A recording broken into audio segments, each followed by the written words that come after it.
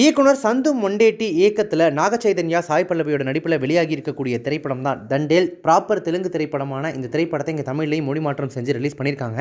இந்த திரைப்படத்தில் நாகச்சைதன்யா, சாய் பல்லவி கூட கருணாகரன், பப்ளு பிருத்திவிராஜ், ஆடுகளம் நரேன் உள்பட பல நட்சத்திரங்கள் நடிச்சிருக்காங்க. நடிகை சமந்தாவின் முன்னாள் கணவராக நாகச்சைதன்யாவை இங்கே தமிழ்நாட்டிலையுமே பல பேருக்கு தெரிஞ்சிருக்கும். வெங்கட் பிரபுவோட டைரக்ஷனில் கஸ்டடி அப்படின்ற ஒரு திரைப்படத்தில் நடிச்சிருந்தாரு. கஸ்டடி, தேங்க்யூன்னு அடுத்தடுத்து நாகச்சைதன்யாவுடைய நடிப்பில் வெளியான திரைப்படங்கள் தொடர்ந்து தோல்வியை சந்திக்க இந்த தண்டேல் திரைப்படமாவது அவருக்கு ஒரு மிகப்பெரிய கம்பேக்காக இருக்குமா அப்படின்ற ஒரு மிகப்பெரிய நம்பிக்கையில் அவருடைய ரசிகர்கள் காத்துட்டு இருந்தாங்க.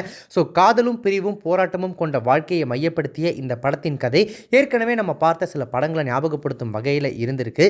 ஸோ ஓகே, முதல்ல படத்தினுடைய கதை என்ன அப்படின்னு பார்த்தோம்னா, தண்டேல் ராஜு அதாவது நாகச்சைதன்யா எல்லையை தாண்டி மீன் பிடிச்ச காரணத்திற்காக 21 மீனவர்களோட பாகிஸ்தானிய கடற்படையால் கைது செய்யப்பட்டு சிறையில் அடைக்கப்படுறாரு.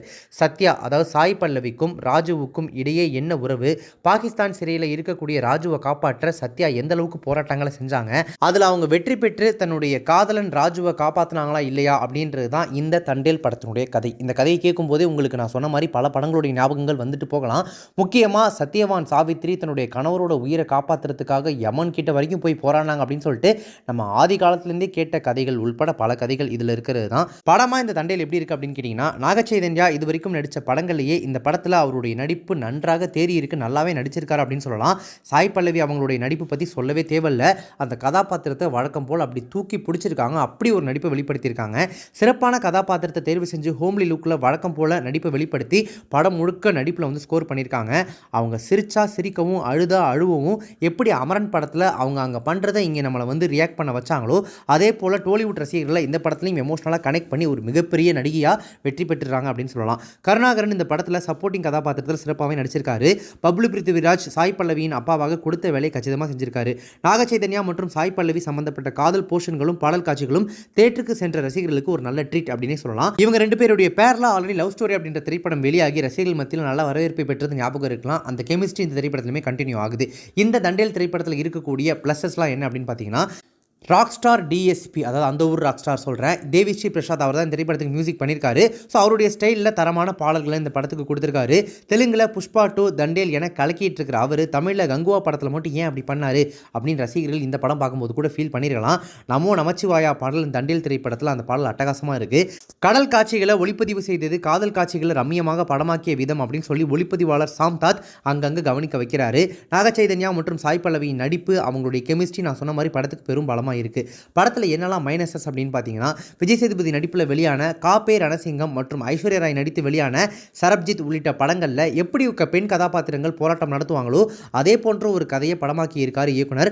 ஆனால் ஆரம்பத்தில் இருந்தே பல இடங்களில் ரொம்பவே ஸ்லோவான திரைக்கதை மூலமாக ரசிகர்களை சோதிச்சிடுறாரு.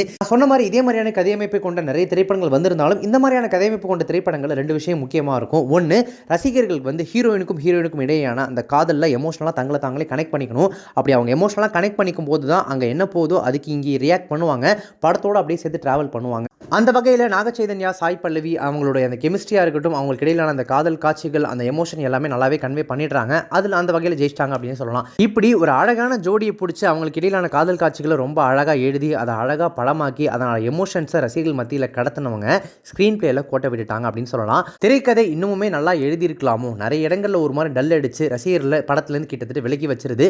தேவையில்லாத நிறைய காட்சிகள் இருக்குது. படத்தொகுப்பாளர் நிறைய காட்சிகளை கத்தரிச்சு எடுத்து இந்த படத்தை இன்னுமே கிறிஸ்பாக எடிட் பண்ணியிருந்தாரு அப்படின்னா, காட்சிகள் அதுக்கேற்ற மாதிரி அடிக்கிறாங்க அப்படின்னா இந்த படம் இன்னும் வேற லெவல் தாக்கத்தை ஏற்படுத்தி இருக்கும். இப்போ ஏதோ ஒரு மாதிரி லைட்டாக ஏதோ மிஸ் ஆகிற மாதிரியே ஒரு ஃபீல் இருக்கு அப்படின்றது படம் பார்த்த பெரும்பாலானவரோட கருத்தாக இருந்துட்டு இருக்கு. ஸோ எமோஷன் வைஸ் கனெக்ட் பண்ண வச்சு ரசிகர்களை வேற மாதிரி ஒரு ஃபீல்குள்ளே கொண்டு போன இந்த தண்டேல் படக்குழுவினர் திரைக்கதையில் கொஞ்சம் கான்சென்ட்ரேட் பண்ணாததுனால, திரைக்கதை ப்ராப்பராக இல்லாததுனால மிகப்பெரிய பிளாக் பஸ்டர் ஆகி நாகச்சைதன்யா அவருக்கு ஒரு ப்ராப்பர் கம்பேக்காக இருந்திருக்க வேண்டிய திரைப்படம் இப்போ ஓகேப்பா பார்க்கலாம் ஒரு தடவை நல்லா தான் இருக்குது அப்படின்ற மாதிரியான ஒரு மனநிலையோட ரசிகர்கள் வெளில வர மாதிரியான ஒரு திரைப்படமாக மாறி இருக்கு. பொறுத்திருந்து பார்க்கலாம். குறைகளெல்லாம் தாண்டி இந்த திரைப்படம் மிகப்பெரிய வெற்றி பெறுதா அல்லது இந்த குறைகள் மட்டுமே பெருசாக தெரிஞ்சு இந்த திரைப்படம் ஒரு ஆவரேஜான வெற்றி பெறுதா அப்படின்றது.